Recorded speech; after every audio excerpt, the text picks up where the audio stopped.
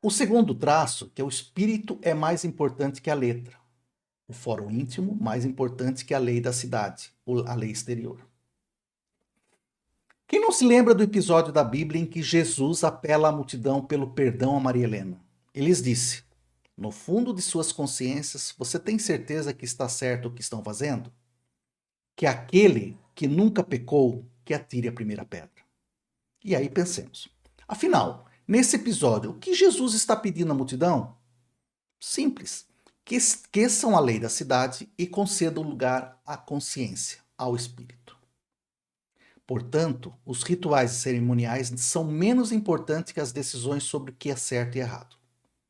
E isso passa a ser um imperativo importante na doutrina cristã. Importante citar ainda que de todas as cerimônias atuais da Igreja Católica, a maioria foi criação pós-Cristo e criada pelos homens da instituição católica para provar quem é mais ou menos crente. Isso absolutamente não está nas palavras da Bíblia. E aqui nós colocamos o terceiro item da ética, né? E a gente vai falar da ideia da modernidade que entra em cena, né? Então a gente já falou aí do livre-arbítrio, a liberdade de tomar decisões certas ou erradas, no caso. E do homem valer pelos seus méritos e não pelos seus talentos naturais. Estamos repetindo, né? E, portanto, todo homem se equivale. Peraí, isso é para vocês gravarem bem. Dessa forma, embora os talentos continuassem a ser divididos de forma desigual, no plano ético, isso não deveria ser levado em consideração. Assim, a humanidade não poderia ser dividida em hierarquia natural e aristocrática como os gregos. E de agora em diante, né, segundo a noção cristã, somos todos cristãos, somos todos irmãos, todos situados no mesmo patamar. Puxa vida, não seria bom que todos entendessem isso, né? Portanto, essa ideia de igualdade e dignidade traz conceito de suma importância que impactará até os dias atuais. O cristianismo é a primeira moral universalista. E aí eu estou, mais uma vez, fazendo um elogio bem legal aqui. A questão da salvação, contudo, não segue o preceito moral universal. O pensamento cristão nos promete a imortalidade pessoal. No caso, como resistir a isso, né? Contudo, esta imortalidade é só para os fiéis, os eleitos, os que seguiram os preceitos do divino homem-deus, Jesus. Vamos lá. E aí, nós temos aqui a questão da parte do conhecimento, da filosofia, da sabedoria. Então, alguns traços sobre isso. O primeiro, que o Logos se encarna no Cristo. A providência muda de sentido. Sai de um destino anônimo e cego para uma atenção pessoal e benigna, comparável de um pai para um filho.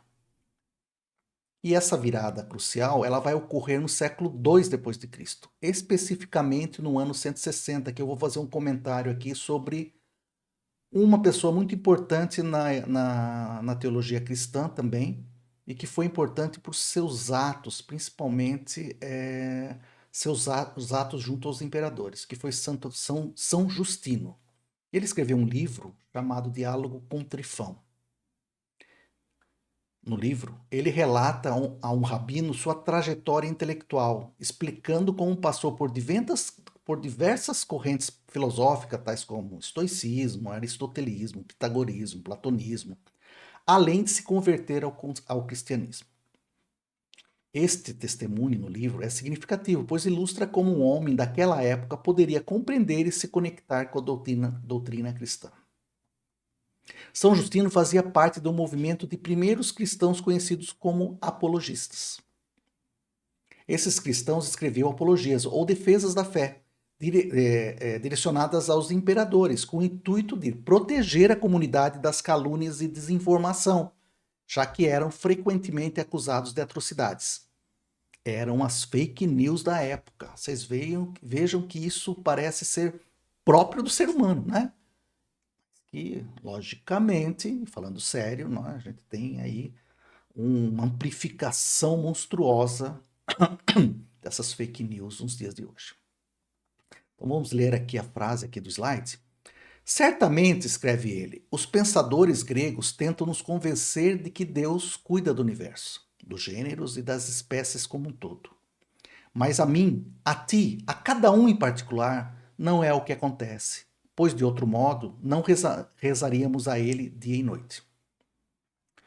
Muito bem. Continuando. Vejam agora que temos uma pessoa que nos ama como pessoa. Dessa forma, o amor se torna a chave da salvação. O amor em Deus.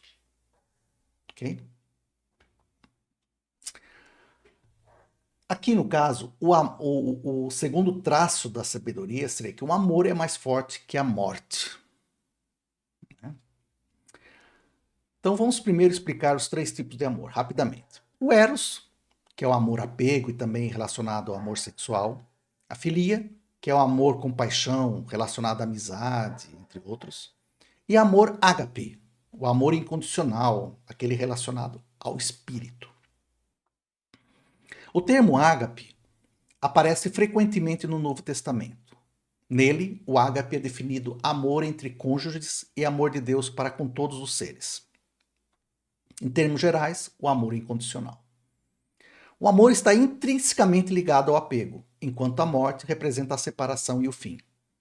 Dessa forma, o não apego promovido pelos estoicos e budistas é uma estratégia para evitar o sofrimento.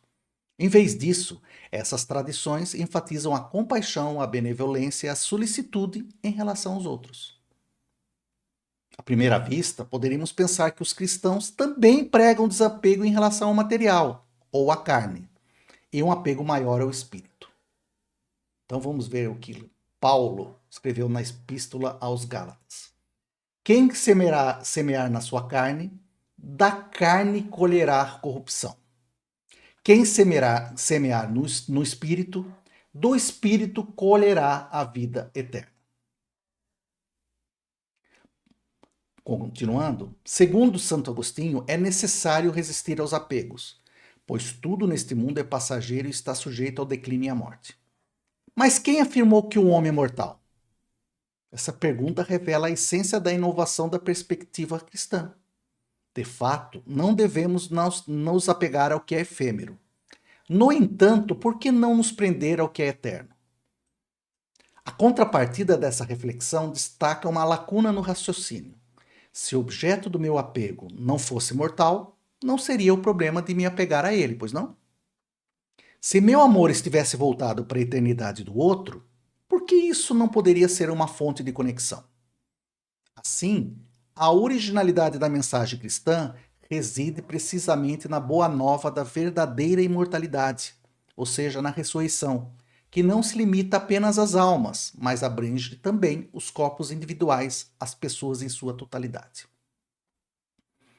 Poderia dizer algumas outras frases aqui, ó. Procurais uma vida feliz na região da morte. Não a encontrareis ali, pois como encontrar a vida feliz onde se quer a vida? Santo Agostinho. A próxima frase. De que não devem se apegar a mim, pois é preciso que vivam a vida e seus cuidados agradando a Deus ou procurando-o. Pascal. É semeado um corpo natural e ressuscita um corpo espiritual. Né? Perdão. Ora, se prega que Cristo ressuscitou dos mortos, como podem alguns dentre vós dizer que não há ressurreição dos mortos? Se não há ressurreição dos mortos, também Cristo não ressuscitou. E se Cristo não ressuscitou, vazia é a pregação. Certo? Muito bem. Então, aqui estão as frases, né, que eu citei. E aqui, gente, eu coloquei algumas séries aí, para deixar aí a aula bem leve, né? Algumas séries que relacionam religião, tá? Religião e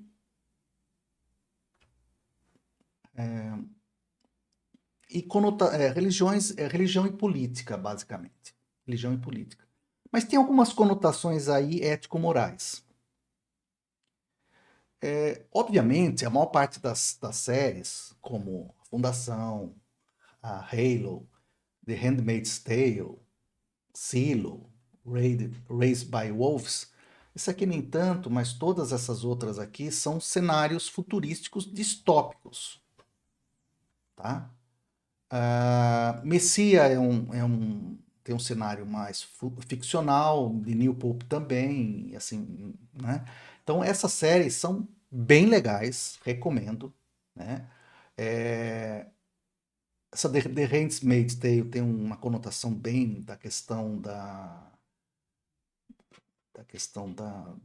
do preconceito contra a mulher, né? E um cenário futurista. Messia é uma série que volta, né? Que uma pessoa volta e fala que é Jesus Cristo e como isso seria visto nos dias de hoje. Essas três séries são cenários, Fundação, Halo e Silo são cenários distópicos, né? Então, recomendo. É legal, tá? E aqui só para fazer rapidamente um resumo, aqui então nós temos a teoria, a ética e a sabedoria.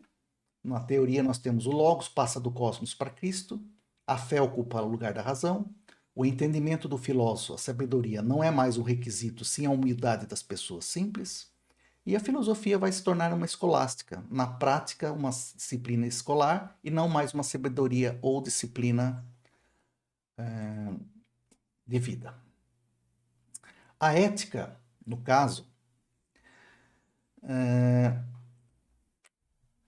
nós poderíamos citar aqui a liberdade de escolha, o livre-arbítrio se torna fundamental, né, para a moral. O espírito é mais importante que a letra, o fórum íntimo mais importante que a lei da cidade, a lei exterior. A ideia da modernidade entra em cena. E a sabedoria? O logo se encarna no Cristo, a providência muda de sentido, sai de um destino anônimo e cego para uma atenção pessoal e benigna, comparável de um pai para um filho. O amor é mais forte que a morte. Bom, espero que vocês tenham gostado da aula. Se vocês julgarem pertinente, façam inscrição no canal, tá? E se vocês quiserem acompanhar as redes sociais, fiquem à vontade, que lá haverá informação sobre novos conteúdos e etc. Muito obrigado por tudo, viu? E fico feliz de poder contar né, com o apoio de muitas pessoas que estão assistindo aos conteúdos. Até mais e obrigado.